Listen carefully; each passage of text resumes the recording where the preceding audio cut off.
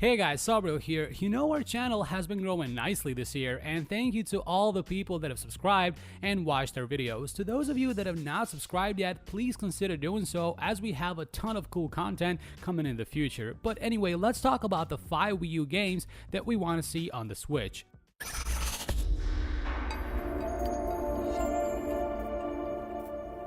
So if anyone has won 2017, it's Nintendo with the Switch. But the Switch library is full of Neo Geo and Wii U games, which of course is not a bad thing. Titles are getting life and new fans once again, like Mario Kart 8, Pokken Tournament, Shovel Knight, Rayman Legends, Lego City Undercover, Shantae, and in our opinion, Splatoon 2. And it's just been announced that Bayonetta and Bayonetta 2 are getting ported over to the Switch. The Wii U had a great library of games that not many people played because the console was not successful, but we did a lot. So here are our 5 Wii U games that we want to see on the Switch. Coming out in 2014 is Donkey Kong Country Tropical Freeze, which continues Rare's great legacy for the franchise that they established on the Super Nintendo. That being said, however, this game was developed by Retro Studios and Monster Games. It sees Donkey Kong and his friends traveling through 6 different islands in order to defeat the Snowmats, a tribe of snow Vikings led by Lord Frederick. Controls are similar to the previous game, with the addition of being able to pluck items from the ground and pick up and throw stunned enemies. Players primarily control Donkey Kong, who is assisted by a companion who either provides additional abilities to Donkey Kong or can be controlled individually by a second player. Along with Diddy Kong, 2 additional characters are added, Dixie Kong and Cranky Kong. Dixie has the ability to spin her ponytail into a propeller and slowly descend through the air with an initial boost in height at the start, allowing her and Donkey Kong to fly up out-of-reach platforms or items. Cranky can use his cane to bounce on dangerous surfaces such as spiky thorns and reach higher areas and defeat certain enemies the other Kongs just cannot. Filling up the Kong Pow meter allows Donkey Kong and his partner to perform a special move which defeats all on-screen enemies and converts them into items depending on the partner. The game was met with critical praise, but it did not transpire into sales. Kirby and the Rainbow Curse, known as Kirby and the Rainbow Paintbrush in Europe, was released in 2015. The game is a successor to Kirby Canvas Curse for the Nintendo DS. Now, the plot of this game might buy into the Nintendo is for kids concept, but as we know, Kirby is the most sociopathic monster to grace Nintendo controllers. He eats things to gain their power, so let's give this plot the direction it deserves.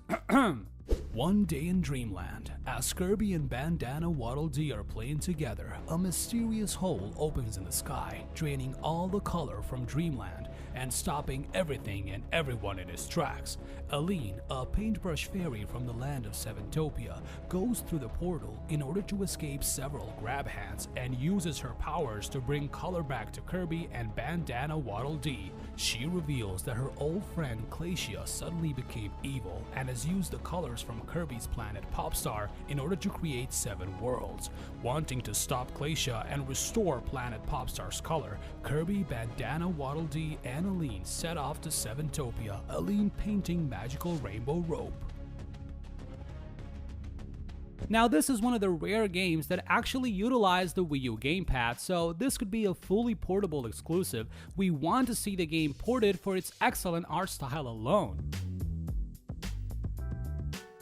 Okay, just so we're clear, Star Fox Zero is terrible. We do not want that touching the Switch. Star Fox Guard, on the other hand, is a neat little game. In this game, you're helping Sleepy's uncle, Grippy, gather rare metals and planets throughout the Lilat system, but you're constantly being attacked by robot enemies. Well, Sleepy has invented a new security system to ward off these enemies. The player uses 12 cameras, setting them up in various locations to find and attack the enemies to protect the mining site. This was another Wii U game that utilized the gamepad well, which shows you a map of the mining base with the 12 cameras and where they are pointing. Your TV displays the 12 camera feed. There's a larger feed in the center that shows the camera feed you've selected with the Wii U gamepad. You press the cameras to control them. The left analog stick is used for moving the fixed camera around. Any of the buttons are used to fire your weapon. If there was ever a need for some sort of Chromecasting device needed for the Switch, this is the first game that should be with it. The enemy robots will try to enter the base through the different entrances, move down the corridors, and destroy the central core. You have to switch between the cameras and shoot them. This kind of gameplay could only work with the Wii U gamepad, or what we're dubbing Switch Gas. The game pushes my decades of hand-eye coordination training as the difficulty increases. There are 50 missions in the main campaign, played across 5 planets, each with 3 different map layouts and a boss battle. Star Fox Guard is really exciting and just fun to play. You know who liked Captain Toad Treasure Tracker? We did, and it's our list, so it's going on. Released in 2014, the game is a spin-off of the puzzle levels first seen in Super Mario 3D World. It opens with Captain Toad and Toadette ascending a tower together to claim a power star. The villainous giant crow Wingo appears and steals the star, taking Toadette along with him when she grabs hold of it. The player guides Toad as he tracks Wingo down to his lair and rescues Toadette. The main goal of the game is to reach the one power star in each stage. The player must do so by navigating each stage and solving puzzles to reach them. Unlike the adventures of Captain Toad, the levels have no time limit. Instead, the game keeps track of the highest number of coins earned in each level and the time taken to complete each level. This is a great puzzle game and would be a great addition for the Switch, but what should be our number 1? I should be number 1. I don't get the respect I deserve.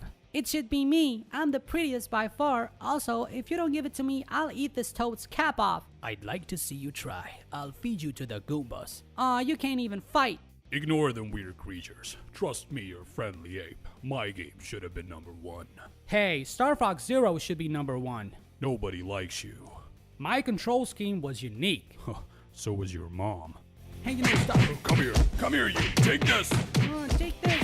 I don't know what should be number 1. Why not all of us with Mario? We can all be friends. Mini friends. Mini Mario and Friends Amiibo Challenge. Mini Mario and Friends Amiibo Challenge. Simple reason why we want this game. Some people at AltChar have spent the last 3 years trying to scalp and collect amiibos, and on the Switch you can hardly do anything with them. The same problem kinda happened on the Wii U. The answer, Mini Mario and Friends Amiibo Challenge. The game is based on the Mario vs Donkey Kong series. You control a mini toy that you need to get to the end of the stage. By scanning a compatible amiibo, the player can receive the corresponding toy to play as, while the mini-spec is received by scanning any other amiibo. At the end of each stage, players are given a score based on their performance, and by clearing it with a high enough score, the player earns a gold trophy for that stage. Simply put, we want this game ported to the Switch to justify our amiibo purchases. So those are our top 5 games that we want to see on the Nintendo Switch. Let us know what you guys think. Do you agree with our choices? Share your thoughts in the comment section below, and please make sure to head over to AltChar.com for much more content like this. Thanks a lot for watching, and this is Sabriel, and see you in the next video.